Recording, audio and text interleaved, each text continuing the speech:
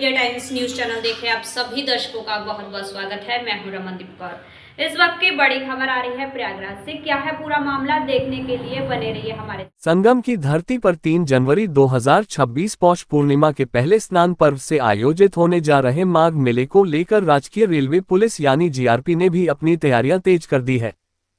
GRP की तैयारियों की समीक्षा करने के लिए बुधवार को एडीजी जीआरपी प्रकाश डी संगम नगरी प्रयागराज पहुंचे।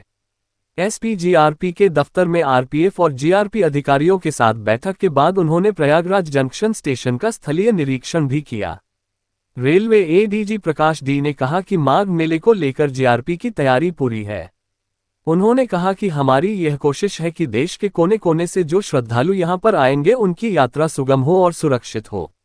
उन्होंने कहा कि माघ मेले को लेकर जीआरपी की ओर से कार्य योजना तैयार कर ली गई है। जिस तरह से महाकुंभ का सफल आयोजन हुआ है, उसी तर्ज पर माघ मेले में भी जीआरपी अपनी तैयारी कर रही है। प्रयागराज अंतर्गत आने वाले सभी 9 रेलवे स्टेशनों पर सुरक्षा के कड़े इंतजाम किए जा रहे हैं। उन्होंने कहा कि महाकुंभ की तर्ज पर ही प्लेटफॉर्म पर अलग अलग रंग से कोडिंग की जाएगी। इसके अलावा भीड़ बढ़ने पर जिस तरह से महाकुंभ में खुसरो बाग में होल्डिंग एरिया बनाया गया था, उसी तरह से होल्डिंग एरिया भी बनाया जाएगा। हाल में दिल्ली में हुए बम विस्फोट के बाद आयोजित होने जा रहे सबसे बड़े धार्मिक और आध्यात्मिक आयोजन में श्रद्धालुओं की भारी भीड़ को देखते हुए सुरक्षा के अत्याधुनिक उपकरणों का इस्तेमाल किया जाएगा। सीसीटीवी कैमरे से लेकर अत्याधुनिक उपकरणों से गेटों पर चेकिंग की जाएगी। एडीजी जीआरपी प्रकाश डी के मुताबिक नॉर्थ सेंट्रल रेलवे के जीएम के साथ भी बैठक कर आगे की रणनीति तय की जाएगी। एडीजी रेलवे के मुताबिक अतिरिक्त पुलिस फोर्स की भी की गई है। उनके मुताबिक बाहर से जो पुलिस फोर्स मेला ड्यूटी में तैनात की जाएगी उसकी अलग से ट्रेनिंग भी कराई जाएगी। पुलिस कर्मियों को ये बताया जाएगा कि आने वाले श्रद्धालुओं से किस तरह से बातचीत करनी है, कैसे उन्हें व्यवहार और यात्रियों की मदद करनी है। निर्देश दिए जा रहे हैं और किस तरह से इसका आयोजन किया जाएगा, जिस तरह से कुंभ में सकुशल आयोजन किया गया था। आप सभी अवगत है कि माघ मेला 2026 की शुभारंभ 3 जनवरी को पौष पूर्णिमा के स्नान के साथ होगी। और जैसे हर वर्ष माघ मेला में होता है, 6 प्रमुख स्नान होंगे। इसमें राजकीय रेलवे पुलिस की तैयारी की समीक्षा करने के लिए मैं आज प्रयागराज आया हूं। अभी एक बृहद बैठक का आयोजन किया गया है, जिसमें राजकीय रेलवे पुलिस के सभी अधिकारी और कर्मचारी थे। और हमारा उद्देश्य ये है, जो श्रद्धालु स्नानार्थी देश के विभिन्न कोने कोने से आते हैं, उनकी यात्रा सुगम हो और सुरक्षित हो, इसके लिए कार्य योजना बनाया गया है। आप सभी ये भी अवगत है कि पिछले वर्ष महाकुंभ मेला का आयोजन सकुशल संपन्न हुआ है। तो उसी लाइंस में, उसी परिप्रेक्ष्य में माननीय मुख्यमंत्री जी ने निर्देश दिया है। अभी उन्होंने समीक्षा बैठक भी यहाँ पे कराया था, तो उसके क्रम में आज मैं यहाँ पे आया हूँ। आज हम लोगों का रेलवे के साथ भी एक बैठक प्रस्तावित है। जैसे मैंने कहा था, हमारा उद्देश्य ये होगा, जो भी स्नानार्थी श्रद्धालु बाहर से आते हैं, उनकी यात्रा सुगम हो, सुरक्षित हो। अच्छा, जीआरपी के लिए क्या फोर्स की अतिरिक्त डिमांड की गई है? इसके अलावा जो जिस तरह से दिल्ली में घटना हुई, चेकिंग किस तरह से की जाएगी? जो यहाँ पर इक्विपमेंट्स हैं, चाहे रोड ट्रैक्टर हों, अन्य डॉग स्क्वाड, इन सभी कैसी तैनाती की जाएगी? राजकीय रेलवे पुलिस और आरपीएफ मिल के हम कोशिश ये कर रहे हैं, जो यात्रियों की यहाँ आने का जो यात्रा है वो सुरक्षित हो। और दिल्ली में और अन्य जगहों में जो घटनाएं हुई है, इसके मद्देनज़र सुरक्षा के हर दृष्टिकोण में हमारे पास जो भी लेटेस्ट इक्विपमेंट है, अतिरिक्त फोर्स को भी हम लोगों ने मांगा है, अभी मिलने का उम्मीद है। और जो भी बाहर से राजकीय रेलवे पुलिस में ड्यूटी के लिए आएंगे, उनको यहाँ पे प्रशिक्षण दिया जाएगा, ट्रेनिंग दिया जाएगा। आने वाले श्रद्धालुओं के साथ कैसे बातचीत करना है, कैसे व्यवहार करना है, फिर उनके डिप्लॉयमेंट होगी। यहाँ पे 9 रेलवे स्टेशन है प्रयागराज में।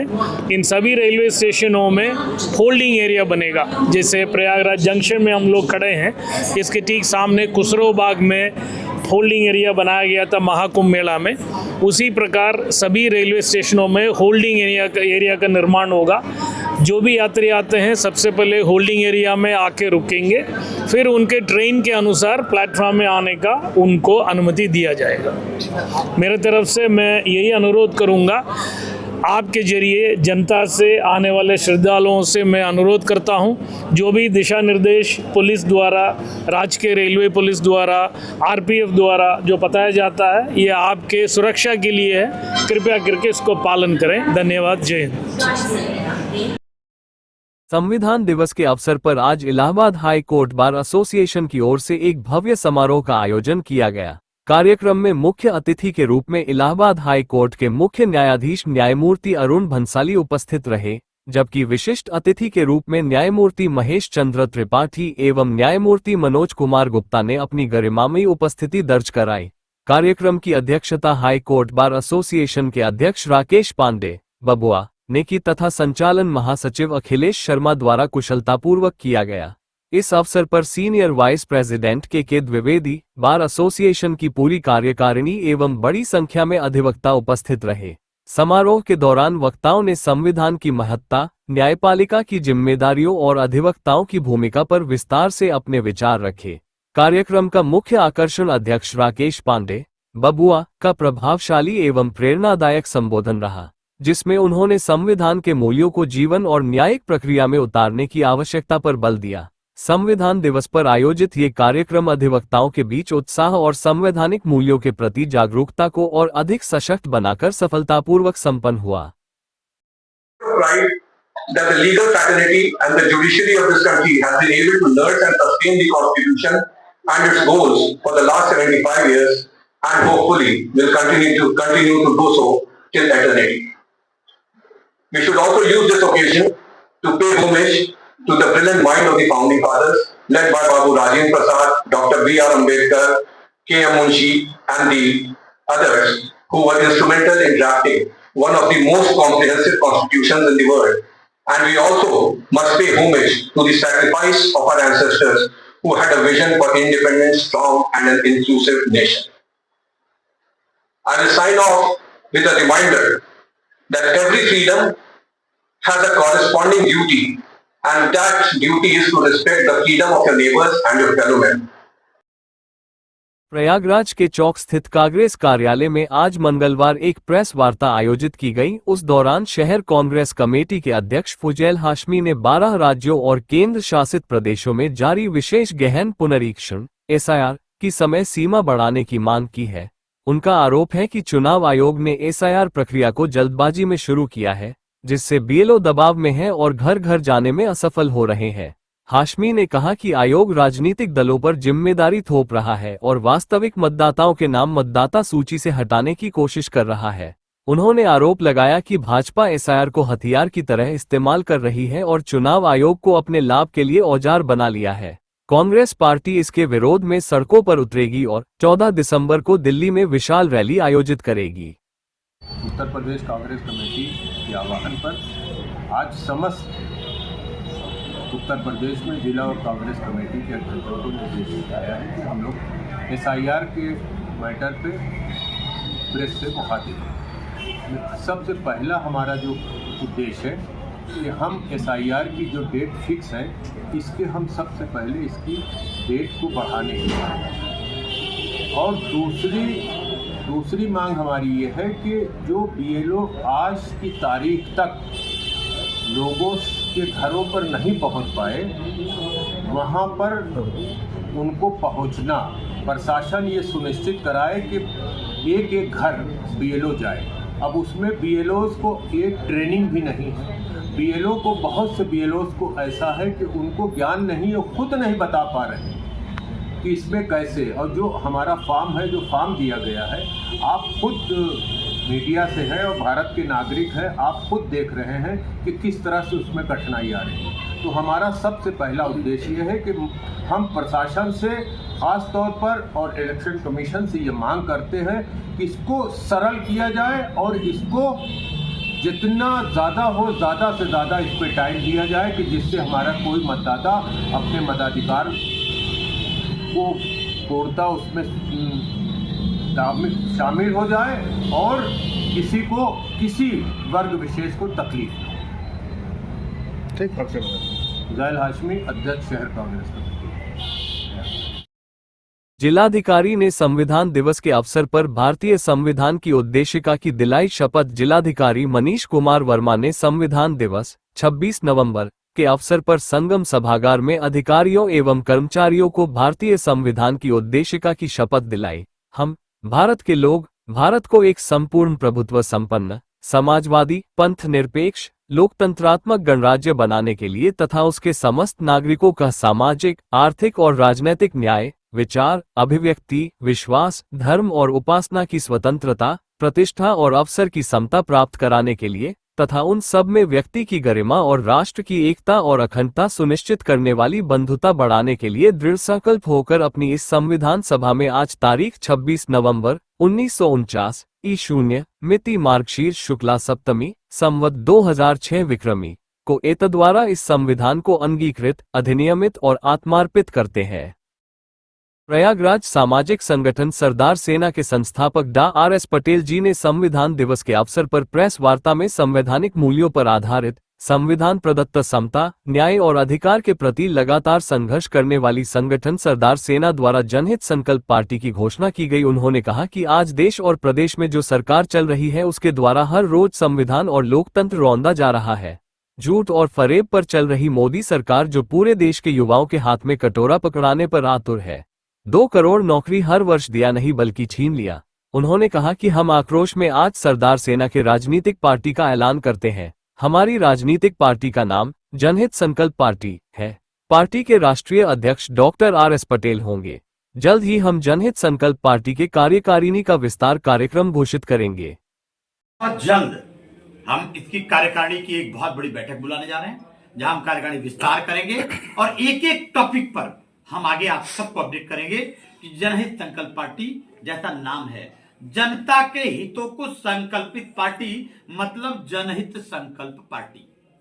जिस तरह से आप एक जाति समीकरण आ जाता है हर पार्टी में, आपके यहाँ भी क्या ऐसा समीकरण आएगा या आप सबको लेकर के चलेंगे? हम संविधानवादी हैं। भारत में संविधान सर्वोपरि है, जातीय सत्यता भी है, जाति निहित संविधान में भी है।